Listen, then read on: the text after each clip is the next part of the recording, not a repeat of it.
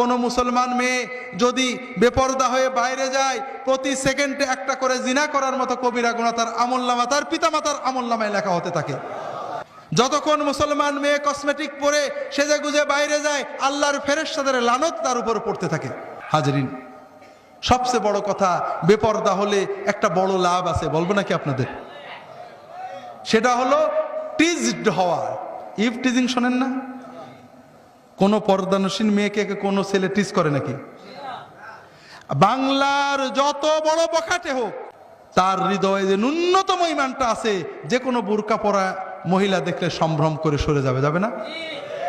ইংরেজিতে যেটা বলে শি ইজ এ লেডি, তাকে একটা ভদ্র মেয়ে মনে করবে। হাজরিন, যদি চান আপনার মেয়ে টিজড না হোক, তাহলে আপনার মেয়েকে সম্ভ্রম। ইন্টারনেটে দেখছিলাম একবার, ইন্ডিয়ান মেয়েরা লেখে যে কেউ আমাদের টিজড হওয়া থেকে বাঁচাতে পারবে না, আমাদের বাঁচতে হবে, আমাদের এমন পোশাক পরতে হবে যেন আমাদের আকৃতিটা না বোঝা যায়। ইন্ডিয়ান মেয়েদের আর্টিকেল পড়ছিলাম কোন একটা পত্রিকায়, ভুলে গেছি। হাজরিন, এখন যদি আমরা মেয়েদেরকে বেহায়া হতে উৎসাহ দিই, ওপেন হতে উৎসাহ দিই, আর বলি ইফটিজিং চলবে না, ইফটিজিংকে না বলুন, হবে নাকি?